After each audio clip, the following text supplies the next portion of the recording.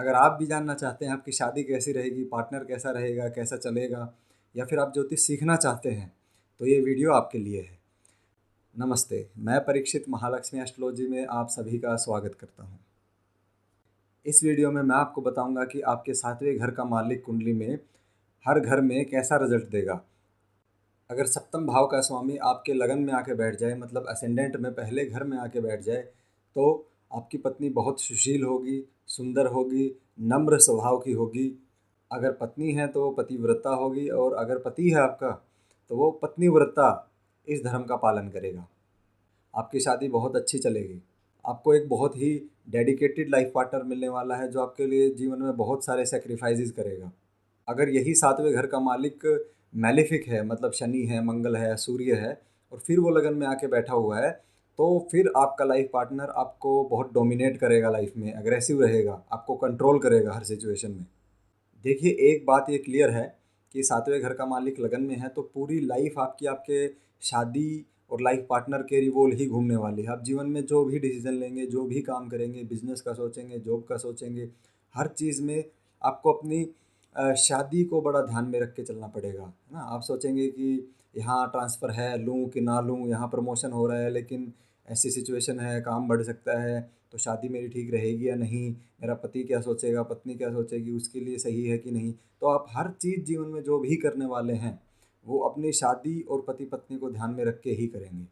अगर यही 7वें घर का मालिक अगर मैलेफिक हो जाता है, या अगर ये बेनिफिक भी है और लगन में है लेकिन इस पे बुरे पापी ग्रहों का प्रभाव आता है, तो फिर शादी में काफ़ी डिफ़िकल्टीज़ आपको फेस करनी पड़ सकती हैं। यहाँ पे ख़राब हो जाएगी आपकी शादी। एक चीज़ यहाँ पे ध्यान रखनी है आपको कि शादी के बाद आपको सेपरेट रहना है, मतलब आपको बड़े कुनबे में नहीं रहना है। अगर आप सेपरेट नहीं रहेंगे तो शादी अच्छी नहीं चलेगी, तरह तरह की समस्याएं उसमें रहेंगी। लेकिन अगर आप सेपरेट रहना शुरू कर देते हैं तो आपकी शादी अच्छी रहेगी। देखिए, शादी के बाद में आपको काफ़ी ट्रैवल करना पड़ सकता है। क्यों? क्योंकि 7वां घर हमारे ट्रैवल्स को भी दिखाता है। तो ये एक्टिवेट होगा शादी के बाद, तो लाइफ टाइम आपको ट्रैवलिंग्स आपकी थोड़ी ज़्यादा रहेंगी बाकी लोगों से। आप शादी के बाद बिज़नेस भी कर सकते हैं, ये भी अच्छी अपॉर्चुनिटी आपके लिए रहेगी अगर ये 7वें घर का मालिक पॉजिटिव होके बैठा है लगन में तो। 7वें घर का मालिक अगर दूसरे घर में आके बैठ जाए, मतलब सेकंड हाउस में अगर 7th लॉर्ड आ गया है, तो आपको शादी से गेन ज़रूर होने वाला है। क्योंकि जैसे ही शादी आपकी होगी तो आपका 7th लॉर्ड एक्टिवेट हो जाएगा और वो है सेकंड हाउस में। तो 100% आपकी इनकम, आपके सोर्सेज ना, रिसोर्सेज जो भी कहूँ मैं, आपका आपका धन जो है वो बढ़ने वाला है। अगर यहाँ पे ये 7th लॉर्ड मैलिफिक है, सूर्य मंगल केतु राहु शनि में से, या इसमें मैलिफिक इफेक्ट आ रहा है कहीं से दृष्टि से, या युति बना के कोई ग्रह ऐसा बैठा है, तो फिर आपको यहाँ पे घर में कोई बुरी खबर सुनने को मिल सकती है। मतलब घर में किसी को चोट लग सकती है, कोई एक्सपायर हो सकता है। या फिर मैलिफिक है तो एक चीज़ 100% श्योर है कि आपके लाइफ पार्टनर की हेल्थ में हमेशा समस्याएं बनी रहेंगी। अगर यही 7वें घर का मालिक पॉजिटिव है तो आपको फाइनेंशियल सपोर्ट हमेशा बना रहेगा लाइफ में। आपका जो स्पाउस रहेगा वो आपके फाइनेंस को संभालने में आपकी मदद करेगा काफ़ी ज़्यादा। आपके इन लॉज से आपको बहुत ज़्यादा फ़ायदा हो सकता है, उनकी किसी एडवाइस से, या आपको किसी बिजनेस में वो सपोर्ट कर दें, है ना, फाइनेंशियली सपोर्ट कर दें, हर तरीके से। मतलब आपको इन लॉज की तरफ से पूरा सपोर्ट देखने को मिलेगा अगर ये पॉजिटिव है और बेनिफिक प्लेनेट है 7th लॉर्ड। तो यहीं पे सडन गेन्स आपको हो सकते हैं कि अचानक से कोई आपकी प्रॉपर्टी थी और उसके रेट नहीं बढ़ रहे थे और अचानक से अब 6 महीने में आपका पैसा काफ़ी ज़्यादा वहाँ पे बन रहा है। या और भी कई तरह के सोर्सेज हो सकते हैं जहाँ सडन गेन्स हो सकते हैं आपको। ऐसे इंसान के लिए फैमिली बिजनेस को ज्वाइन करना बहुत अच्छा रहता है। अगर ये मैलिफिक होता है तो बात क्लियर ही है, जो भी मैंने पॉजिटिव चीज़ें बोली उनमें आपको कमियां देखने को मिलेंगी। और जो समस्या मैंने बताई कि शादी में थोड़ी बहुत दिक्कत हो सकती है या वाइफ को, हस्बैंड की हेल्थ ख़राब रहेगी, वो समस्या ज़्यादा बढ़ जाएगी, है ना। और ससुराल पक्ष से भी कुछ तनातनी ही हमेशा बनी रहेगी, मतलब एक टेंशन ही बनी रहेगी अगर ये मैलिफिक हो जाता है तो। 7वें घर का मालिक अगर तीसरे घर में चला जाता है, देखिए यहाँ पे सबसे पहले ये जानिए कि तीसरा घर उपचय घर होता है हमारा। तो उपचय घरों में सबसे पहला घर होता है, उपचय घर होते हैं तीसरा, छठा, 10वां और 11वां। तो उपचय घरों की एक खासियत होती है कि आपको कंटिन्यूअस वहाँ पे मेहनत करते रहना पड़ेगा, कि जितना मेहनत करेंगे वो ग्रह उतना ही रिजल्ट देगा। तो यहाँ पे एक हमेशा आपको मेहनत करनी है कि आपने कुछ मेहनत की, फल लिया, मेहनत की, फल लिया। यूँ नहीं है कि आप मेहनत करना बंद कर दें। जैसे ही बंद कर देंगे, वो ग्रह आपके लिए दिक्कत करना शुरू कर देगा। तो शादी के लिए इसको बहुत अच्छा नहीं बताया गया है, क्योंकि आपको कंटिन्यूअस यहाँ पे एफर्ट्स डालने पड़ेंगे शादी के लिए, है ना? लेकिन लाइफ में और भी बहुत सारी चीज़ होती हैं, करियर है, फाइनेंस है, हेल्थ है। तो अगर शादी पे ही इतना ध्यान देंगे तो बाकी चीज़ें गड़बड़ा जाएंगी। अगर बाकी चीज़ों को संभालेंगे तो फिर शादी गड़बड़ा जाएगी। यहाँ पे काफ़ी लाइफ में स्ट्रगल बढ़ जाता है आपका, क्योंकि तीसरा घर है, स्ट्रगल्स का है, भाग दौड़ का है, मेहनत का है, करेज का है।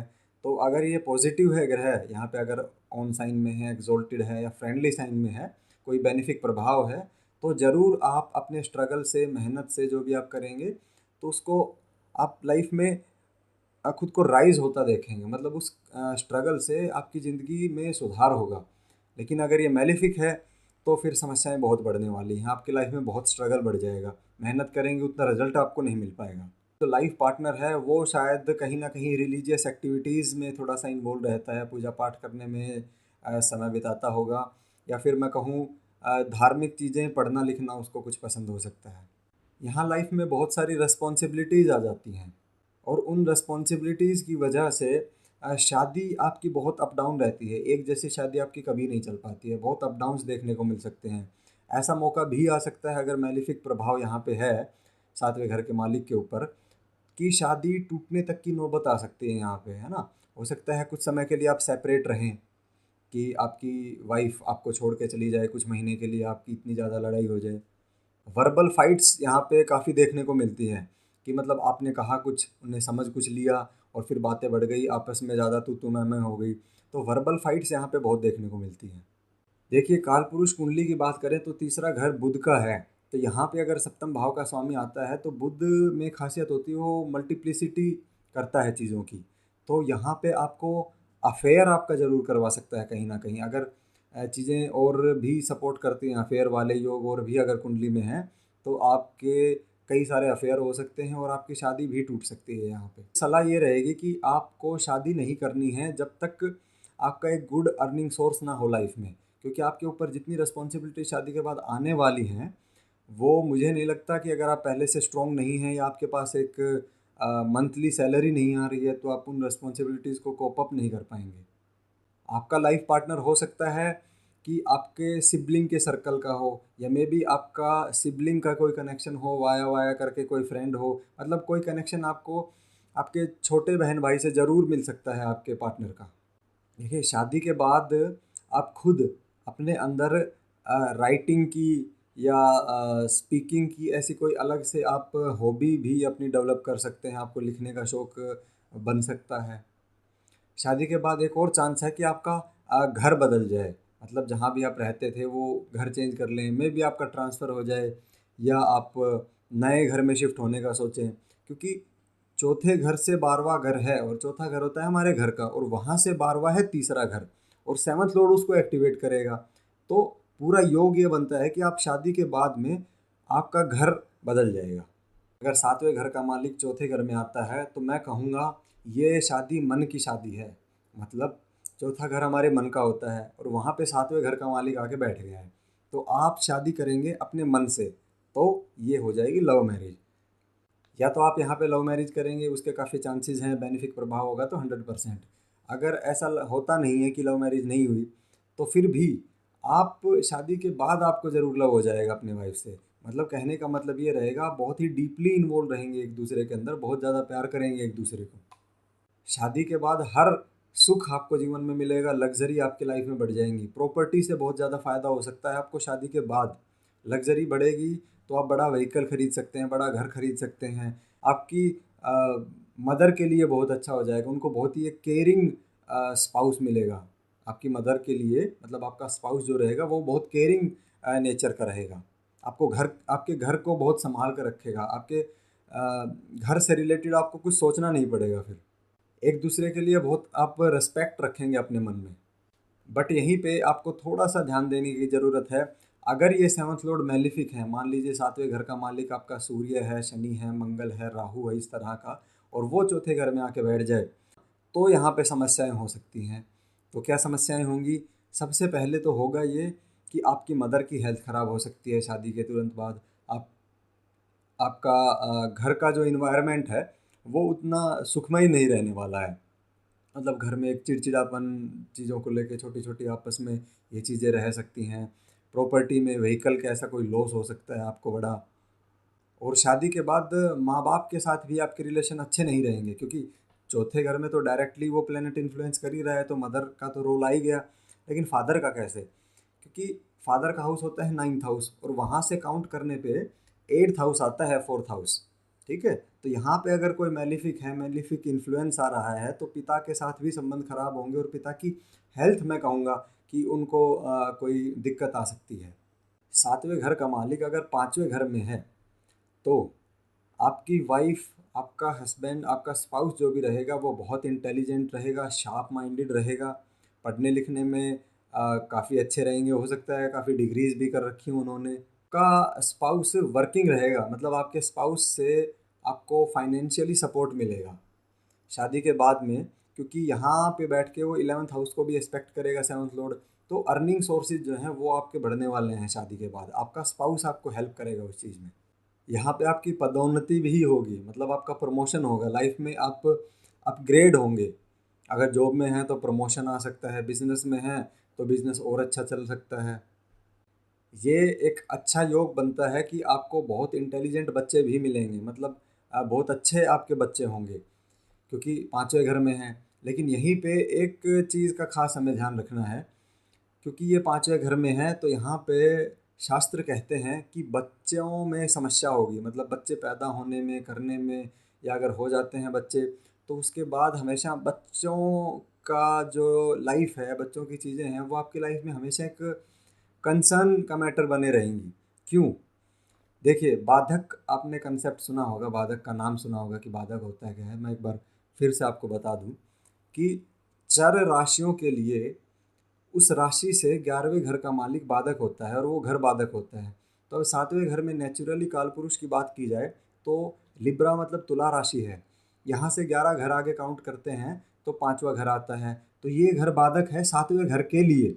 तो अगर 7वें घर का मालिक 5वें में चला जाता है तो मैरिज में डिफ़िकल्टीज आ सकती हैं, बच्चों के लिए डिफ़िकल्टी क्रिएट कर सकता है। बाधक मतलब ऑब्स्टेकल क्रिएट करना, है ना? तो कुछ समस्या के बाद हो सकता है बच्चे आपको प्राप्त हों। समस्या यहाँ पे बहुत ज़्यादा बढ़ जाएगी अगर ये पाप प्रभाव में आ जाता है। मान लीजिए सूर्य, मंगल, राहु, शनि, केतु इस तरह का कोई ग्रह यहाँ पे देख ले 5वें घर को, है ना? यहाँ पे युति बना के बैठा हो, तो फिर ये समस्या बहुत ज़्यादा बुरी होने वाली है आपके लिए। इस केस में तो यही कहा जाएगा कि आप शादी अवॉइड कर सकें तो अवॉइड करिए, क्योंकि यहाँ पे ये शादी टूट जाएगी।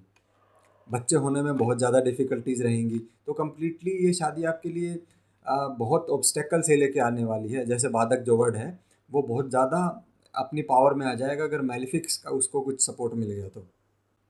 7वें घर का मालिक अगर छठे घर में आ जाता है तो देखिए, पिछले जन्म का हिसाब किताब करने आ रहा है आपका पार्टनर, क्योंकि ये बहुत ही कार्मिक बॉन्डेज है, मतलब बहुत बड़ा यहाँ पे मैं कहूँगा कि पेंडिंग कर्मा रहता है छठे घर में। जो भी ग्रह आता है या जिस भी घर का मालिक छठे घर में आ जाता है, वो दिखाता है कि पिछले जन्म का यहाँ पे कुछ बहुत गहरा अभी आपका कर्म बचा हुआ है जो इस जन्म में आपको पूरा करना है। तो छठे घर से अगर कनेक्शन बनता है तो मान के चलिए कि पिछले जीवन का ही जो आपका साथी है वही इस बार आ रहा है, और इस बार हिसाब किताब होगा आपका। देखिए, छठे घर में है तो श्योर है कि शादी खराब रहेगी, क्योंकि छठा घर है संन्यास का घर। संन्यास का कैसे है? क्योंकि 7वां घर शादी का है, और वहाँ से शादी ख़त्म होने का कि शादी उसका घर हो गया। 12वां घर वहाँ से देखेंगे तो छठा घर हो गया, तो ये घर संन्यास का है। तो अगर 7वें घर का मालिक छठे घर में है तो शादी खराब रहेगी। एक चीज़ मान के चलिए, या तो आपके लोन्स हमेशा आपके ऊपर चलते रहेंगे, या कोई अ, लड़ाई ही चलती रहेगी आप दोनों की, या फिर कोई बीमारी चलती रहेगी। मतलब छठे घर की सिग्निफिकेशंस लाइफ में हमेशा बनी रहेंगी आपकी शादी में। लड़ाई चल रही है या बीमारी चल रही है, या फिर आपके ऊपर लोन इतना ज़्यादा हो गया है कि अब समस्याएं बहुत बढ़ रही हैं। यहाँ पे शादी आमतौर पे मैं नहीं कहूँगा कि टूट जाएगी, ऐसा नहीं है। लेकिन अगर यहाँ पे जो 7वें घर का मालिक है उसके ऊपर पाप प्रभाव पड़ जाए, और 7वां घर है वहाँ भी कोई ऐसे पाप प्रभाव का कनेक्शन बन जाए, तो फिर शादी ज़रूर टूटेगी। यहाँ पे पति पत्नी एक दूसरे को अपना दुश्मन समझते हैं और यहाँ जो आपका पति पत्नी है वो आपसे पिछले जन्मों का हिसाब किताब करने आया है, तो आपसे सेवा करवाएगा। तो आपको अगर सेवा की भाव अगर आप मन में रखते हैं कि ये मेरा बुरा करे अच्छा करे, मेरे को इसकी सेवा करनी है, तो यहाँ पे आपका काम चल सकता है। अदरवाइज़ तो आप एक दूसरे से लड़ते ही रहेंगे। शादी के तुरंत बाद आपको लोन लेना पड़ सकता है। अगर यही सातवें घर का मालिक यहाँ पे ऑन साइन है, फ्रेंडली है या बेनिफिक प्रभाव में है या किसी एग्जॉल्टेड प्लेनेट के साथ में ये बैठा हुआ है, तो आपको ये कुछ हद तक थोड़ा रिलीफ देगा, मैं ये कहूँगा। क्योंकि जहाँ पैसों के लिए कोई दिक्कत हो रही थी, अब हो सकता है यहाँ पे उतनी दिक्कत ना हो, पैसों का कुछ ना कुछ सपोर्ट ही आपको मिले। हो सकता है अब ये बेनिफिक था, पॉजिटिव था, तो आप जॉब ढूंढ रहे हैं तो हो सकता है आपको जॉब मिल जाएगी। तो पार्टनर आपका हो सकता है वर्किंग हो, आपको सपोर्ट करे, फाइनेंशियली सपोर्ट करे। एक चीज़ का आपको खास ध्यान रखना है कि आपको कभी भी अपने वर्क प्लेस पे अपनी शादी डिस्कस नहीं करनी है। मतलब आपको कभी भी अपनी शादी में वर्क, आपका जो भी है जॉब, उसको मिक्स नहीं करना है। अगर आप नौकरी से घर आ चुके हैं तो नौकरी को आप ऑफिस में ही रख के आइए, घर पे ना लेके आएँ। दूसरा तरीका इसका मैं ये समझाऊंगा कि अगर आपके घर में कुछ बात भी है, आपस में कुछ लड़ाई लड़ाई चल रही है, कुछ झगड़ा है, किसी बात को लेके विवाद है, तो कभी भी उसको अपने वर्क प्लेस पे ना डिस्कस करें। अपने कलीग्स के साथ डिस्कस करने की गलती बिल्कुल भी ना करें। इससे समस्याएं और बढ़ेंगी, कम नहीं होंगी। अगर सेवन्थ लॉर्ड सेवन्थ हाउस में ही हो तो ये कॉम्बिनेशन मैं कहूँगा काफ़ी अच्छा है ना। क्योंकि यहाँ पे एक ये लव मैरिज का कॉम्बिनेशन बनता है और शादी बहुत अच्छी रहेगी। आपका हस्बैंड आपको बहुत सपोर्ट करेगा, वाइफ है तो भी बहुत सुशील रहेगी, सुंदर रहेगी, हर तरीके से आपके लिए लॉयल रहेगी। शादी के बाद आपको फाइनेंशियल गेन्स हो सकते हैं, स्टेटस आपका ज़रूर बहुत राइज करेगा, आपके बिजनेस में बहुत फ़ायदा होगा। प्रोफेशन अगर आपका जॉब का है, मतलब सर्विस सेक्टर में है, तो भी आपके लिए बहुत बढ़िया है। आपके हायर अथॉरिटीज़ अब आपकी कद्र ज़्यादा करेंगे, आपको सपोर्ट करेंगे, क्योंकि 10वें घर से 10वां है, तो करियर पे डायरेक्ट इम्पैक्ट पड़ने वाला है आपकी शादी का। शादी के बाद बहुत ट्रैवल करना पड़ सकता है आपको, बहुत मैं कहूँगा कि घूमना फिरना आपका बहुत रहेगा आप अपने स्पाउस के साथ। बट अब बात यह है कि ये सेवन्थ हाउस का मालिक अगर मैलिफिक हो जाता है, मतलब पाप प्रभाव में आ जाता है, शनि राहु केतु मंगल से युति बना ले या एस्पेक्ट आ जाए उनका, तो क्या समस्याएं आएंगी। देखिए यहाँ पे एक चीज़ आपको समझनी पड़ेगी। किसी भी हाउस को एनालाइज करते हैं तो भाव, भावेश और कारक, ये तीन चीज़ों का हम विचार करते हैं। तो यहाँ भाव सेवन्थ हाउस हो गया, भावेश सेवन्थ लॉर्ड हो गया, और वीनस जो उसका कारक है। तो इन तीन चीज़ों में से दो चीज़, भाव और भावेश, वो सोचो सातवां घर ही है, सातवें घर में ही सातवें घर का मालिक बैठा है। तो अगर यहाँ पे कोई भी पाप प्रभाव आता है तो हमारी तीन चीज़ों में से दो चीज़ को वो वहीं पे ख़राब कर देगा। तो अगर थोड़ा भी यहाँ पे पाप प्रभाव आता है तो ये फिर आपकी जो अच्छी मैरिज मैंने अभी तक बताई, जो जो अच्छी चीज़ें बताई, उन सभी चीज़ों को हैम्पर करने वाला है। सबसे पहले ये आपको एक्स्ट्रा मैरिटल की ओर लेके जाएगा, आपके अंदर जो सेक्सुअल अर्ज है उसको ज़्यादा बढ़ाएगा। तो आप यहाँ पे एक्स्ट्रा मैरिटल की तरफ अग्रसर हो सकते हैं अगर ये पाप प्रभाव हो जाता है तो इस पे। साथ साथ अगर आठवां घर भी किसी तरह से पाप प्रभाव में आ जाता है तो मैं कहूँगा कि चांसेस हो जाते हैं कि ये शादी टूटेगी, मतलब डाइवोर्स होने के आपके चांसेस रहेंगे। यहाँ पे हेल्थ इश्यूज़ भी आपके लाइफ पार्टनर को देखने को मिलेंगे। आपकी शादी में आप नोट करिएगा, अगर सेवन्थ लॉर्ड सेवन्थ हाउस में है तो बहुत सारे लोग आपसे जेलस रहेंगे क्योंकि आपको इतनी अच्छी पत्नी मिल गई है। तो आपको हमेशा केयरफुल रहना है कि किसको आप अपना फ्रेंड मानते हैं। सातवें घर का मालिक अगर आठवें घर में चला जाए तो ये मैं कहूँगा कि आप अपनी मैरिज को बहुत सीक्रेटिव रखिए, बहुत सारे लोगों के सामने मतलब उजागर मत करिए, मतलब सोशल मीडिया पे, और हर किसी को आप मत बताइए कि मेरी शादी हो गई है जब तक कोई पूछे ना, है ना। तो आपको शो ऑफ नहीं करना है, यहाँ पे छुपा के रखना है अपनी शादी को। और जो आपका पार्टनर रहेगा वो भी बहुत सीक्रेटिव रहेगा। हो सकता है उसको तंत्र मंत्र इन सब विद्याओं में उसका इंटरेस्ट हो, उसको आता हो, ज्योतिष में उसका इंटरेस्ट हो, ये भी हो सकता है। आपकी शादी बहुत सडनली हो सकती है कि अचानक से एक दिन पता चला कि कोई रिश्ता आया है और 10 ही दिन बाद में आपकी इंगेजमेंट हो जाती है और 2 महीने के अंदर शादी, मतलब 1-2 महीने में ही, जो बोलते हैं ना चट मंगनी पट ब्याह, उस तरह का काम आपका हो सकता है अगर आठवें घर से कनेक्शन है तो।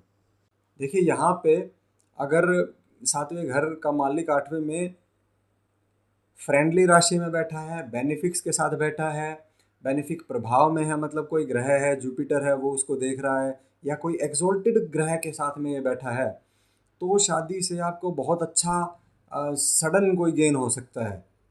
आपकी इनहेरिटेंस आपको मिल सकती है शादी के तुरंत बाद। शेयर मार्केट, लॉटरी या इस तरह का आप कोई भी स्पेकुलेटिव कार्य करते हैं तो वहाँ से आपके चांसेस रहेंगे कि आपकी लॉटरी निकल जाए। You can get a great success.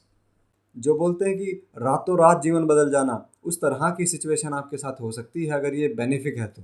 पूरे पाप प्रभाव में अगर आ जाता है सातवें घर का मालिक आठवें में, तो क्या होगा? देखिए, सबसे पहले तो होगा ये कि शादी का सुख कम हो जाएगा। वो कैसे होगा? कि आपके पार्टनर की हेल्थ खराब रहेगी, आपका खुद का चरित्र, मैं कहूँगा कि कहीं ना कहीं डिग्रेड हो सकता है। आपके मोरल्स जो हैं शादी को लेके वो डिग्रेड हो सकते हैं, एंड आप अफेयर की तरफ रुख कर सकते हैं। आप यहाँ पे स्पिरिचुअलिटी की तरफ भी अपना रुख कर सकते हैं, क्योंकि यहाँ पे मतलब इंसान दुखी होके जब मतलब जीवन का सब देख लेता है कि शादी भी अच्छी नहीं चल रही है, तो फिर वो सब कुछ अंत में सब कुछ छोड़ के स्पिरिचुअलिटी की तरफ भी जा सकता है ऐसा इंसान। तो पाप प्रभाव में है, तो जो लॉटरी मैंने बोला था कि लॉटरी आपकी निकल सकती है, बड़ा गेन हो सकता है, तो इसी हिसाब से पाप प्रभाव में यहाँ पे आ जाता है, तो सडनली बहुत बड़ा लॉस भी हो सकता है। फैमिली में कोई लॉस हो सकता है आपको, मतलब फैमिली मेम्बर कोई घर का जा सकता है, या कोई बड़ा नुकसान आपको हो सकता है इस समय। देखिए, सातवें घर का मालिक अगर नौवें घर में आता है, तो भाग्य तो आपका ज़रूर राइज होने वाला है। आपका पति पत्नी आपके लिए बहुत लकी रहेगा। आपको उनकी हर बात को फॉलो करना चाहिए। अगर कोई आप बड़ा डिसीजन ले रहे हैं तो उनका से क्या है, मतलब वो क्या कह रहे हैं उस बारे में, आपको वो ज़रूर कंसीडर करना चाहिए। देखिए, नौवां घर फेथ का है, उसूलों का है, तो यहाँ पे अगर सातवें घर का मालिक आता है तो आपका लाइफ पार्टनर उसूलों वाला हो सकता है। मतलब कुछ रूल्स अपने उसने ऐसे बना लिए हैं, और ईगोइस्टिक भी हो सकता है, तो उसकी वजह से शादी में आपको दिक्कतें आ सकती हैं। स्पाउस काफ़ी स्ट्रिक्ट एंड डिसिप्लिन्ड लाइफ जीना पसंद करेगा, और वो आपको भी बाध्य करेगा इस चीज़ के लिए। तो यहाँ पे एक रिफ्टनेस पैदा हो सकती है आप दोनों के बीच में। देखिए, इस कॉम्बिनेशन को मैं बहुत अच्छा कॉम्बिनेशन तो नहीं कहूँगा, बुरा ही कहूँगा शादी के लिए। क्यों? क्योंकि सातवें घर का नेचुरल मालिक होता है शुक्र, और नौवां घर नेचुरली होता है बृहस्पति का। कभी भी अच्छा नहीं है ना, तो इसलिए भी, और अपने से तीसरे घर में आया है, मतलब सातवें घर से तीसरे घर में आया है, तो तीसरा घर वैसे ही स्ट्रगल्स का है। तो बहुत अच्छी मैरिज तो यहाँ पे बिल्कुल भी नहीं है। इवन मैं ये कहूँगा कि यहाँ पे अगर पाप प्रभाव ज़्यादा बन जाता है, पाप करतरी में बन जाता है, या एक से ज़्यादा मेलिफिक्स यहाँ पे इफेक्ट करते हैं इस सेवंथ लॉर्ड को, तो एक से ज़्यादा शादी होने का योग है ये। सातवें घर का मालिक अगर 10वें घर में आ जाता है तो ये बहुत अच्छा कॉम्बिनेशन है। यहाँ से आपको बहुत ज़्यादा तरक्की देखने को मिलेगी अपनी लाइफ में जैसे ही आपकी शादी होगी। आप बिजनेस करते हैं या जॉब में हैं तो भी आपके लिए बहुत ही शानदार योग बनेगा ये। और मैं कहूँगा कि अ, अगर ये पॉजिटिव है, एग्जॉल्टेड है, ऑन साइन ऐसा बन जाए तो कहना ही क्या, मतलब एक राजयोग की तरह आपके लिए काम करेगा कि एक केंद्र का मालिक केंद्र में एग्जॉल्ट हो रहा है। It is very good. आपका स्टेटस राइज होगा, मतलब सोसाइटी में या वर्क प्लेस में आपका मान सम्मान बढ़ेगा, आपका नाम बनेगा, आपको तरक्की मिलेगी, समाज में आपकी प्रतिष्ठा बढ़ेगी। इवन कहूँगा कि अगर पॉलिटिक्स में आपका कोई रुझान है या पॉलिटिक्स में आप पहले से कनेक्टेड हैं, तो वहाँ पे आपको एक बड़ी सक्सेस मिलेगी। यहाँ पे आप बहुत जल्दी लाइफ में राइज कर जाते हैं इस योग के एक्टिवेट होने की वजह से। अगर सातवें घर का मालिक मैं कहूँ बेनिफिक है, मतलब बृहस्पति, शुक्र, चंद्रमा, बुध इनमें से है, तो ये भी एक लव मैरिज का कॉम्बिनेशन यहाँ पे शो करता है।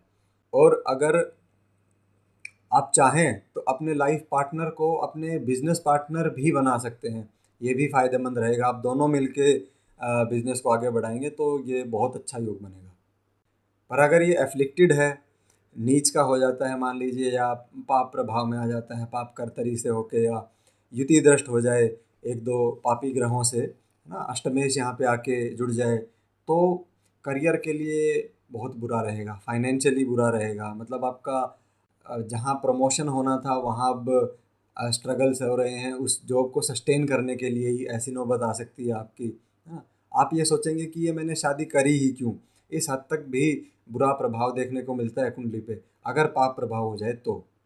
अगर 7वें घर का मालिक 11वें घर में आ गया तो मैं कहूँगा आपका पार्टनर बहुत सुंदर होगा, है ना। वाइफ हैं तो ब्यूटीफुल होंगे और बहुत गुड लुकिंग होंगे, अट्रैक्टिव पर्सनैलिटी उनकी काफ़ी रहेगी। आपके लिए एक ड्रीम कम ट्रू जैसा रहेगा अपने पार्टनर को लेके। आपकी हर फैंटेसी इच्छा जो भी रहेगी वो पूरी हो जाएगी। आप खुद को बहुत लकी फील करेंगे कि मुझे ये पार्टनर मिला है ना। एक बहुत ही अच्छे संस्कारी घर से आपका पार्टनर होगा, एक वेल टू डू फैमिली से रहेगा, काइंड हार्टेड रहेगा आपका पार्टनर, एक प्रोफेशन में बहुत अच्छा करेगा, अच्छी अर्निंग्स करता होगा वो। आपको उनकी एडवाइस भी फॉलो करनी चाहिए फाइनेंशियल मैटर्स में। आपका भी मैं कहूँगा इनकम के सोर्सेज बहुत ज़्यादा बढ़ जाएंगे। अगर पहले आप एक इनकम सोर्स था तो अब हो सकता है 2-3 बढ़ जाएं, या आप बिजनेस करते थे तो अब उसमें काफ़ी ज़्यादा आपको फ़ायदा होने लगेगा। मतलब इनकम वाइज ये अगर योग एक्टिवेट होता है तो ये बहुत ही शानदार है। लाइफ आपके लिए बहुत ईजी हो जाएगी, क्योंकि आपके जितने भी इच्छाएं हैं ना जीवन में, क्योंकि 11वां घर इच्छा का है, तो जितने भी इच्छाएं हैं वो सभी धीरे धीरे आपको पूरी होती नज़र आएंगी। पर अगर यहीं पे ये नेगेटिव हो जाता है थोड़ा, मतलब पाप कर्तरी में आ जाता है या पाप प्रभाव में होता है, या मान लीजिए 7th लॉर्ड कोई मैलिफिक ग्रह है, सूर्य, केतु, राहु, शनि, मंगल जैसा, तो देखिए शादी में थोड़ा बहुत आपको कॉम्प्रोमाइज़ करना पड़ सकता है, कभी कभार कुछ चीज़ें ऐसी रहेंगी, बट फिर भी स्टेटस, इनकम, इन सब के लिए तो ये हमेशा बेटर ही रहेगा। 7वें घर का मालिक अगर 12वें घर में जाता है तो देखिए लगन से 12वां घर हो गया। 12वां घर होता है लॉसेस का, है ना, एक्सपेंडिचर का, चीज़ों को ख़त्म होने का, और एग्ज़ाइल का, मतलब जेल का, फॉरेन प्लेसेस का, दूर दराज की जगह है जहाँ पे कोई ना हो। और 7वें घर से देखा जाए तो ये छठा घर पड़ता है। छठा घर अगेन फाइट्स का, डिस्प्यूट्स का, डिजीज़ का, है ना, समस्याएं ही रहती हैं, स्ट्रगल्स ही रहते हैं जो भी। तो अगर ये 7वें घर का मालिक 12वें में जाता है तो आपकी शादी में मधुरता नहीं रहेगी, आपको बहुत अच्छा जीवन साथी नहीं मिलने वाला है, और हमेशा कुछ ना कुछ समस्याएं चलती रहेंगी। शादी के तुरंत बाद आपको काफ़ी लॉसेस फेस करने को मिल सकते हैं, पैसों का नुकसान हो सकता है, घर छोड़ना पड़ सकता है आपको जॉब की वजह से। नेचुरली अगर मैं कहूँगा आप इस योग को पैसिफाई करना चाहते हैं तो कहीं दूर दराज के कोई कल्चर से आप शादी करिए, या शादी के तुरंत बाद अगर सेम कल्चर में ही शादी हुई है तो कोशिश करिए आप अपना घर छोड़ के कहीं दूर शिफ्ट हो जाइए, दूर का कहीं पे ट्रांसफ़र लीजिए, या दूर आप कहीं चले जाइए, मतलब घर अपना छोड़ दीजिए। यहाँ पे क्या देखने को मिलता है कि पति पत्नी में हमेशा दूरी बनी रहती है, चाहे प्रोफेशन की वजह से, या लड़ाई झगड़े की वजह से, या कोई बीमारी की वजह से। मतलब एक हमेशा आपस में जो पति पत्नी का रिश्ता है उसमें दूरी रहेगी। आपका स्पाउस हमेशा बीमार रह सकता है, बहुत सारे खर्चे आपके स्पाउस की वजह से आपकी लाइफ में आएंगे। आप नोट करेंगे कि हमेशा आप और आपके लाइफ पार्टनर के बीच में ओपिनियंस का डिफरेंस रहेगा, मतलब आप कुछ कहेंगे वो कुछ कहेंगे। ऐसी बहुत ही कम बातें होंगी जिनमें आपका कोई कॉमन विचार होगा। तो ये सबसे बड़ी समस्या रहेगी आपकी लाइफ की, क्योंकि जब जहाँ विचार नहीं मिलते हैं तो मन मिलना बहुत मुश्किल हो जाता है। इसलिए 7वें घर का मालिक 12वें में है तो समस्याएं हैं, और अगर समस्याएं इतनी यहाँ पे बढ़ सकती हैं, अगर ये पाप प्रभाव हो जाए तो फिर तो कहना ही क्या, शादी टूटेगी ही, है ना। तो आप तैयारी कर लीजिए, ये शादी टूटेगी, रुक नहीं पाएगी ये ज़्यादा दिन। तो इसके साथ आज हमने डिस्कस किया 12 घरों में 7वें घर का रिजल्ट। तो आप भी कमेंट करके बताइए कहाँ है आपके 7वें घर का मालिक। अगर अच्छा लगा है तो वीडियो को लाइक करें, शेयर करिए, एंड पहली बार आए हैं तो चैनल को सब्सक्राइब करिए। धन्यवाद।